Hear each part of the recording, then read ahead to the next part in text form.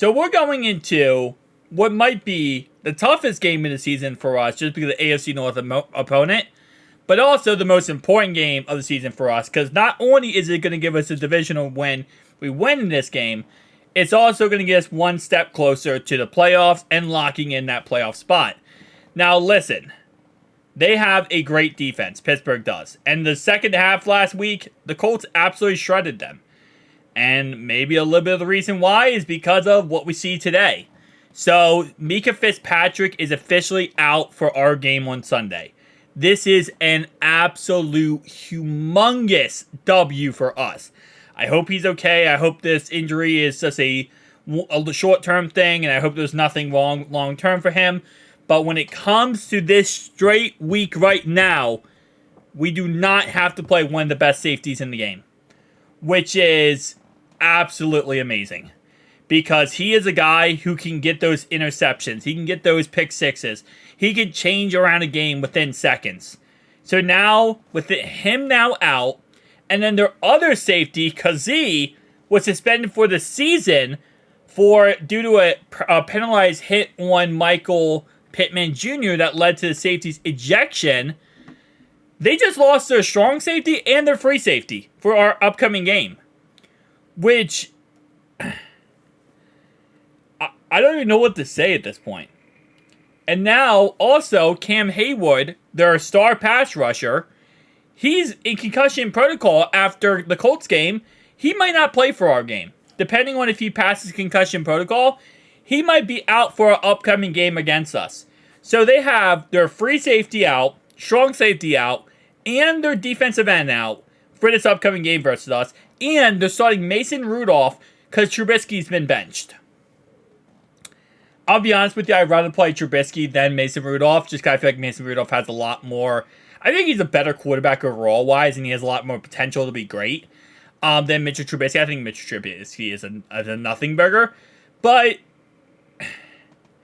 we're playing already a young secondary, right? They got Joey Porter Jr. on one side. The other side, they have Levi Wallace. Then they have Patrick Peterson. Patrick Peterson, obviously older. Levi Wallace, also older. But Joey Porter Jr. is younger. And then behind that, they have all youth to them, right? All youth to them. Guys that are a little bit younger, not going to be able to be as much experience in the NFL. And now the safety core is absolutely destroyed. Their linebacking core has already been destroyed due to injuries. This defense, I mean, I kind of feel bad for Pittsburgh because of how much their defense has been absolutely eradicated due to injuries. But listen, this is a team we played week 12, and their defense absolutely dominated us. Now, it was the first career start for Jake Browning, but that was the first time we played against that, menacing defense. And now we're playing a couple weeks later, and this is nothing to what that defense was in week 12. They still got TJ Watt, though. And that's going to still be a huge problem. They still have a really good defensive line, and we're going to have to play 4 quarters of football against them, and every single drive is going to matter. No matter, what we do on it, a field goal, at least a field goal, if not a touchdown every single drive, we're going to have to score in this game. We cannot let this game be what it was back on week 12, where we went to halftime up 7-3, and we lose the game 16-10. We're going to have to put up points in this game. And if we get up by a lot, like the Colts did last week to the Steelers, it's very possible that we just simply win because of that fact. And I don't think the Steelers are going to be able to come back and beat us if we get up by, let's say, 2 or 3 touchdowns. Especially with how everything is looking for the offense. Now, keep in mind that, for us, that's not the case anymore. A couple weeks ago when we played Pittsburgh week 12, I would have said the same thing. Like, if we got down by a couple touchdowns, we're going to lose. We got down by 14 points on Sunday, and we came back and won that game.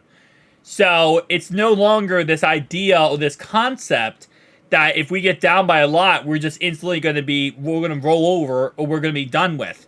No, we're going to be absolutely okay if we get down by a good amount. But we can't let that happen, obviously. We got to play with a lead in this game and continue to destroy Pittsburgh and dismantle them throughout the game. Now, looking at their roster, again, like I said, they do have Mason Rudolph as now the starting quarterback.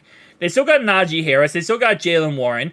I'm more scared about Jalen Warren at all times because he's a really, honestly, I think he's an underrated running back, and I think eventually they're going to go with him as the starter, and he's going to be the guy.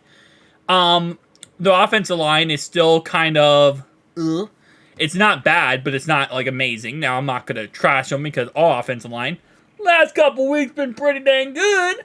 The last time we played Steelers, our offensive line looked like a trash can, which, you guys have a good defense, man. I'm giving you props. They still got George Pickens, who after last game, Coach Tomlin had to talk to him and be like, hey, man, we got to figure out how to handle things. Deontay Johnson, last time we played them, the fumble, and Deontay Johnson doesn't even go for the ball. Allen Robinson, the age-old wonder. Like, their offense does not scare me at all. And their offense really didn't scare me last time we played them, which I'm very excited about because with our defense, having to go against tough offenses, obviously last week versus Minnesota with Jordan Addison and Jay Jettis. Week before that, we played the Colts. They had a good offense. Pittsburgh knows that right now, obviously. And then the week before that, we played the Texans, right? So we have a Jaguars, who has a good offense, and then Texans. So with all that being said, this is probably the weakest offense we're playing in a good amount of time, which is very nice. But again, keep in mind, last week, we thought Nick Mullins wasn't going to do crap against our defense. And he shredded our defense. So just because Mason Rudolph, who is actually technically 2-0 against us, or no, he's 2-0, and then Mitch Trubisky is 3-0. I think I might have those flipped. One is 2-0, one's 3-0 against us. We're going to have to play full quarters of football no matter what. And again, like I said, it's not going to be an easy game. I really do not believe it's going to be an easy game. It's AFC North football. It's how it always works. Crazier things happen. There's going to probably be a PI call or missed PI call. Maybe a crazy ref interference that completely destroys this game in some way. But how we're going to have to go into this game is we know the refs are not going to be on our side, right? And I'm not saying this, Pittsburgh, saying that, oh, the refs are going to cheat for you. No, I'm not saying that. I'm just saying you could even make the argument yourself, right? But at the end of the day, the refs are not going to be on our side. We cannot let the refs dictate this game. And Pittsburgh, you want to have the same mentality? Have the same mentality. You can't let the refs dictate this game. There's too many games this year that's been decided because of the refs. And we know this is going to be a close game. We know this is going to be a back and forth game. So the refs cannot be the reason why one thing happens or another thing happens. And again, Pittsburgh, if you want to have the same mentality, you can. You can't let us win because of the refs. And, again, like I said, the refs are very much of a wishy-washy of what they call and what they don't call sometimes. Last week, we saw some very horrendous calls. The offsides on Trey Hendrickson. After looking back at the footage and reading your guys' comments, you guys were right. The center moved. The center moved his head, which was offsides, and then Trey Hendrickson was reacting. And again, we didn't get a top-down angle. If we got a top-down angle, we'd probably see his helmet a little bit better. Again, like I said, that was an awful call in the end. That stops the pick six from happening. Number 2, no PI against T. Higgins. Come on now. We know this is going to happen in this game. We're going to have to play 4 quarters of football. And I want to go ahead and say, Chandon Sullivan, I did forget about him actually earlier in this video. I know Steelers fans probably already upset with me. Yeah, no, Chandon Sullivan's the starter, not Levi Wallace. Okay, Chandon Sullivan. Okay, cool. It's not like he's that good either. Okay, I'm not trying to sit here and nitpick with you guys on who's good and who's bad. How old is he? He's 27 years old. Okay.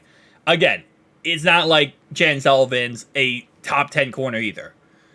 Nonetheless, though, we're going to have to play 4 quarters of football. And I know I keep saying that, and the mentality is like, oh, well, obvious. You always have to play 4 quarters. Not always. Colts game, I didn't feel like we played 4 quarters. Colts game, we only had to play 3 because we took the lead, and we got a lot of, a lot of firepower going there. Some games, you go up by a lot early, and you control the game, and you don't have to play 4 quarters. It becomes, 1 quarter just becomes run the ball and get out of this game. And that's the best mentality possible, and that's the best way to play football, in my opinion, for the fan perspective. I love football in general, like hard-fought games, but from my team perspective, I want to get up by a lot and just run the ball and run the game out, right? Get out of there with a win, walk away, fight next week, right? No injuries, no problems. End of the day, though, that's not how AFC North works. And this is AFC North. It's not for the faint of heart, and it's going to be 4 quarters of football. See you guys in the next one.